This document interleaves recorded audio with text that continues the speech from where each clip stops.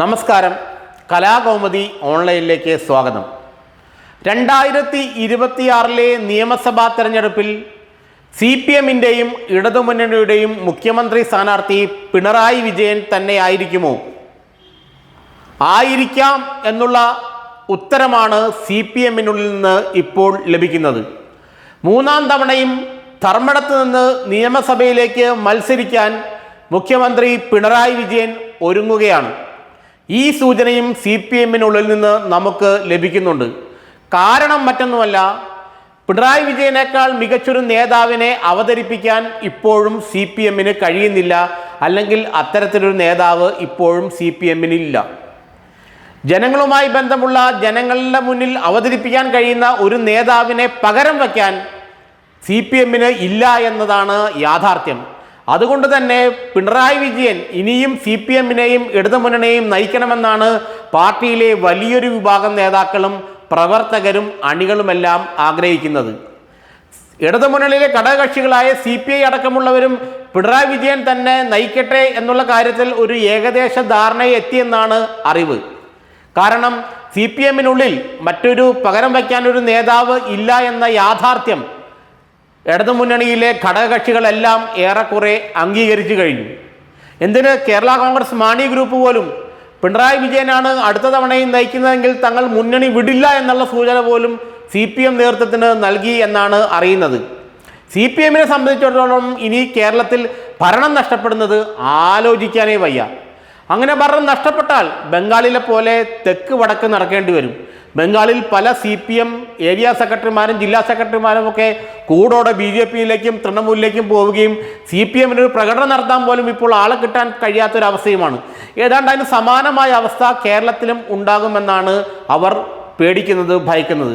അതുകൊണ്ട് ഭരണം നഷ്ടപ്പെടുന്ന കാര്യം ഒരു കാരണവശാലും CPM നേതൃത്വത്തിന് ആലോചിക്കാനേ വയ്യ.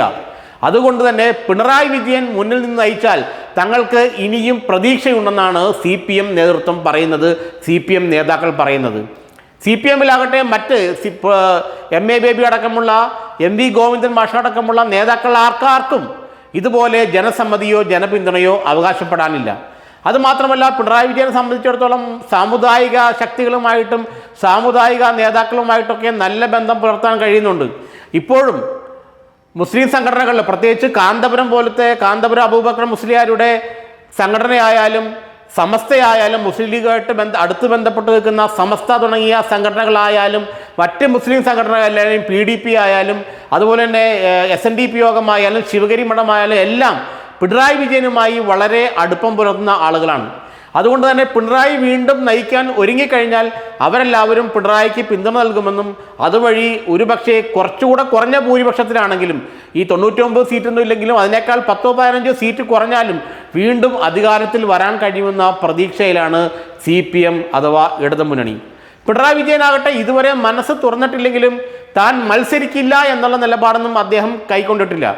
താൻ തന്നെ പാർട്ടിയെയും മുന്നണിയെയും നയിക്കണമെന്ന് പാർട്ടി ആവശ്യപ്പെട്ടാൽ, മുന്നണി ആവശ്യപ്പെട്ടാൽ, CPM കേന്ദ്ര നേതൃത്വം ആവശ്യപ്പെട്ടാൽ യാതൊരു മടിയും കൂടാതെ അദ്ദേഹം തന്നെ 2026 പാർട്ടിയെയും മുന്നണിയെയും നയിക്കും എന്നുള്ള കാര്യത്തിൽ ഉറപ്പാണ്. ആ സൂചനയും CPMൽ നിന്നും നമുക്ക് ലഭിക്കുന്നുണ്ട്. കാരണം വരുന്ന പാർട്ടി കോൺഗ്രസ് കഴിയുമ്പോൾ സീതാറാം യെച്ചൂരിക്ക് ശേഷമുള്ള ജനറൽ സെക്രട്ടറി എന്ന് പറയുന്നത് പിണറായി വിജയനുമായി നല്ല അടുപ്പവും പിണറായി വിജയൻ്റെ പൂർണ്ണ നിയന്ത്രണത്തിൽ നിൽക്കുന്ന ആളുമായിരിക്കും. കാരണം പാർട്ടിക്ക് ഭരണമുള്ള ഇന്ത്യയിലെ ഏക സംസ്ഥാനം കേരളമാണ്. ആ സംസ്ഥാനം കൂടി നഷ്ടപ്പെട്ടാൽ യഥാർത്ഥത്തിൽ CPMൻ്റെ അവസ്ഥ എന്താകുമെന്ന് ഭയക്കുന്നവരാണ് ആ പാർട്ടിയിൽ കൂടുതലും. അതുകൊണ്ട് പിണറായി വിജയന് പകരം വയ്ക്കാൻ ഒരു നേതാവില്ലാത്ത കാലത്തോളം അദ്ദേഹം തന്നെ പാർട്ടിയെയും മുന്നണിയെയും തെരഞ്ഞെടുപ്പുകളിൽ നയിക്കണമെന്ന് തന്നെയായിരിക്കും CPM കേന്ദ്ര നേതൃത്വത്തിൻ്റെ ആഗ്രഹം. ആ ആഗ്രഹം തന്നെയായിരിക്കും CPM സംസ്ഥാന നേതൃത്വത്തിനും ഉണ്ടാകാൻ പോകുന്നത്.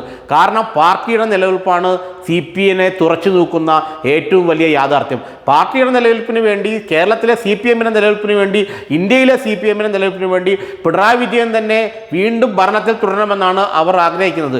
അങ്ങനെ വേണമെങ്കിൽ പിണറായി വിജയൻ തന്നെ മുന്നിൽ നിന്ന് പാർട്ടിയെയും മുന്നണിയെയും നയിക്കണം. കാരണം പിണറായി വിജയനേക്കാൾ മികച്ച ഒരു പൊളിറ്റിക്കൽ സ്ട്രാറ്റജിസ്റ്റിനെ, രാഷ്ട്രതന്ത്രജ്ഞനെ കേരളത്തിൽ ഇപ്പോൾ കാണാൻ കഴിയില്ല. UDFനെ പോലും അത്ഭുതപ്പെടുത്തുന്ന രാഷ്ട്രീയ നീക്കങ്ങളാണ് അദ്ദേഹം പലപ്പോഴും ഈ അവസ്ഥയിൽ പോലും നടത്തുന്നത്. അദ്ദേഹത്തിൻ്റെ ആരോഗ്യത്തെക്കുറിച്ചും ആരോഗ്യത്തിലെ പ്രശ്നങ്ങളെക്കുറിച്ചുമൊക്കെ പല ചർച്ചകളും നടക്കുന്നുണ്ട്. അദ്ദേഹം അമേരിക്കയിൽ ചികിത്സ കഴിഞ്ഞു വന്നു എന്നൊക്കെ ശരിയാണെങ്കിലും ഇപ്പോഴും പാർട്ടിയെയും മുന്നണിയെയും നയിക്കാൻ അദ്ദേഹം സജ്ജമാണെന്ന് അതിനുള്ള പ്രാപ്തിയും ആരോഗ്യവും അദ്ദേഹത്തിനുണ്ടെന്നാണ് CPM വിശ്വസിക്കുന്നത്. പിണറായി വിജയനാവട്ടെ ഒരിക്കലും താൻ പാർട്ടിയെയും മുന്നണിയെയും നയിക്കാനില്ലെന്ന് പറഞ്ഞിട്ടുമില്ല. അതുകൊണ്ട് ഏതായാലും CPM-ൽ നിന്നും ഇടതുമുന്നണിയിൽ നിന്നും ലഭിക്കുന്ന സൂചനകളനുസരിച്ച് 2026-ലും പാർട്ടിയെയും മുന്നണിയെയും പിണറായി വിജയൻ തന്നെ നയിച്ചേക്കാം.